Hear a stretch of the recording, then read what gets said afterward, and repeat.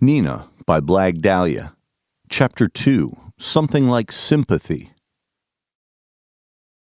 Highland Oaks was the kind of town that people worked their entire lives to afford, only to realize how truly hateful it was once their children had escaped and they themselves retired to somewhere, anywhere that was warm.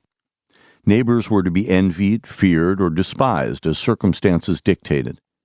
Zoning laws required that every carefully planned tree exuded just enough oxygen to sustain the drama that played itself out behind every carefully planned home. Despite the best intentions of the town's founders, though, there was always a little dirt behind the daydream. Nina could not understand why she, a babysitter herself, needed someone to look after her while her parents vacationed. It was beyond insulting. It was a travesty. They had insisted that a week was too long for her to fend for herself, and her old sitter Larry had been kind enough to volunteer his services. Nina liked to keep contact with other humans to an absolute minimum, and that went double for Lawrence David Fisher. Larry was the type of person who gave tediousness a bad name. Conversations with him tended to fall of their own weight in mid-sentence. He was painfully shy, a repository of earaches, acne, asthma, and every other malady that the under-20 set was prone to.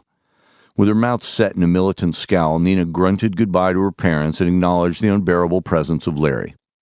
She looked to the wall where framed pictures from her childhood hung and willed them into oblivion. Larry apologized, coughed, blew his nose, banged his elbow on the sofa, and headed for the bathroom. Several seconds later, a great clattering crash that sounded like a sound effect from an old radio show brought Nina to the scene. "I'm sorry, I guess I didn't see the toilet there," said Larry. Nina reconsidered her prohibition on laughing. After all, it was at someone else's expense. Also, the sight of Larry, his head doused in water from the commode and a plunger tangled in between his scabby legs, was enough to bring Mount Rushmore down in a fit of hearty, boulder-shaking guffaws. "Larry, you're hopeless." In that instant, she saw her sitter for who he was, an idiot, and she knew that she would sleep with him and that he would enjoy it more than any single event in his whole wretched existence. She felt a power more staggering than any she had ever known, better even than the adjustable nozzle on the faucet of her bathtub. She pulled Larry to his feet and kissed him until he drooled. Undaunted, she pulled him out into the hallway and took his shirt off. His hands tried vainly to cover his flabby chest, where total lack of musculature gave him what could best be described as small, pubescent breasts. Nina now knew how he had acquired the nickname Eggnog, and why, for Larry, gym class was much like a medieval torture. For Nina, these man-melons were a revelation. She ran her fingers over them and nibbled with a growing fascination. Deflowering a hopeless nerd was accomplishment enough, but getting a pair of tits into the bargain, it was more than she had dared hope for. Larry's breathing had quieted to an asthmatic wheeze as he succumbed to Nina's desires with only the occasional whimper to signal his continued participation in the event. Despite the good book's distaste for it, Larry had attempted self-gratification several times in the last few years, but had always stopped short when he found that the more excited he became, the harder his nose ran. Nina instinctively straddled him, allowing his facial fluids to drip freely onto the carpet. His presence of mind had returned enough to realize for the first time that he was engaged in something that might charitably be called sex. When that fact began to sink in, he became paralyzed with fear. The surprisingly robust erection that he had been sporting began to falter, and with it his hopes that he would lose his virginity. A lifetime of shyness and ineptitude began to flood his penis with a deep sense of foreboding.